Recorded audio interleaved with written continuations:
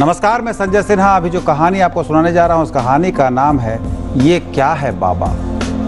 मुझे पूरा यकीन है कि आज जो कहानी मैं आपको सुनाने जा रहा हूँ वो आप सब ने अपने अपने बचपन में पढ़ी होगी या फिर सुनी होगी। आखिर हम सब कभी न कभी बच्चे ही तो थे। हम सभी को अपने माता पिता की बाहों में झूलने का सौभाग्य मिला ही है। हम सभी ने अपने अपने पिता से पूछा ही है कि बाबा ये क्या है, बाबा वो क्या है, बाबा चंदा मामा रात में ही क्यों आते हैं, बाबा सितारे क्यों टिमटिमाते हैं, बाबा हवाई जहाज कैसे उड़ता है, बाबा कौवा काला क्यों होता है। बस मेरी कहानी आज कौवे पर आकर रुक जाती है। कहानी सिर्फ रुकती नहीं, संजय सिन्हा को ठीक से याद है कि उन्होंने आपको ये कहानी पहले भी सुनाई है, पर आज कहानी फिर से सुना रहा हूँ तो ध्यान से सुनिए और अपने हिसाब से उसका मतलब भी निकालिए। वैसे आज मैं उस बेटे के लिए यह कहानी दोहरा रहा हूँ जिसके पिता ने मुझसे अनुरोध किया है कि मैं उनके बेटे को समझाऊं कि वो उनकी बात सुने, उनकी बात समझे। पिता का कहना है कि बेटा अब उनकी बात बिल्कुल नहीं सुनता। वो अपने कुछ बिगड़े हुए दोस्तों के साथ गलत राह पर चल पड़ा है। पिता से कोई बात वो साझा नहीं करता और पूछने पर उन्हें डपट देता है। बहुत बड़ी विडंबना है। आदमी सारी दुनिया पर राज कर लेता है पर अपने ही संतान के आगे हार जाता है।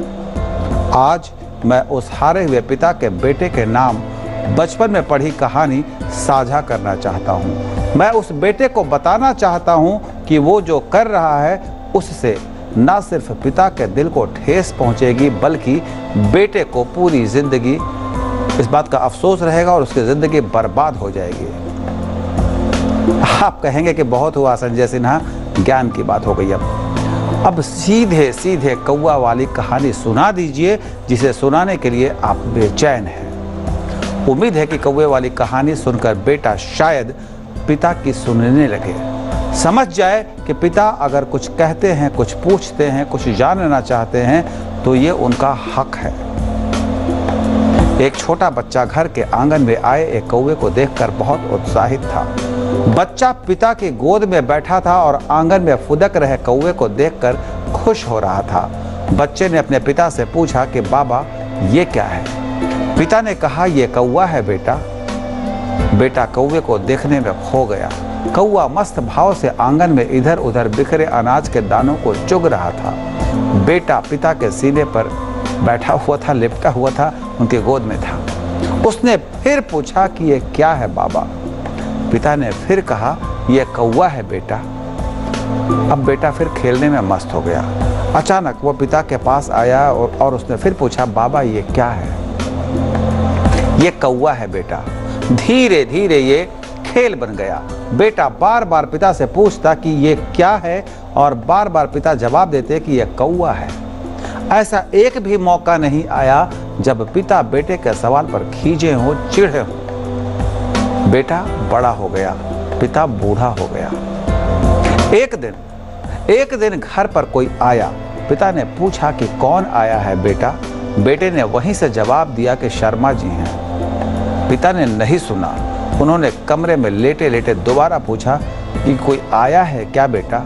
बेटे ने वहीं शर्मा जी के सामने दरवाजे पर खड़े खड़े चीख कर कहा कौन आया है, आकर बाहर देख लीजिए। कमरे से बार बार चिल्लाकर एक ही सवाल क्यों पूछे जा रहे हैं। इतनी उम्र हो गई है, सवाल आपके खत्म ही नहीं होते।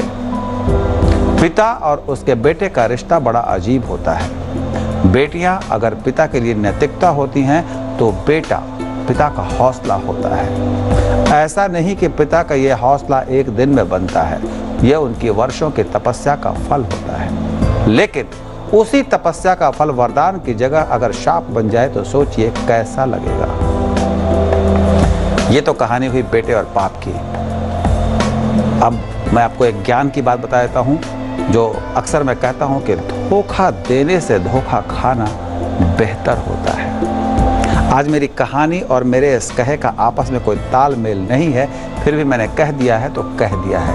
और ये भी सच है कि तपस्या का फल कभी कभी वरदान की जगह शाप बन जाता है। उम्मीद है कहानी का संदेश आप तक पहुंच गया होगा। और तो आज के लिए इतना ही, कल फिर आऊंगा नई कहानी के साथ। अभी अपने दोस्त संजय सिन्हा को विदा दें।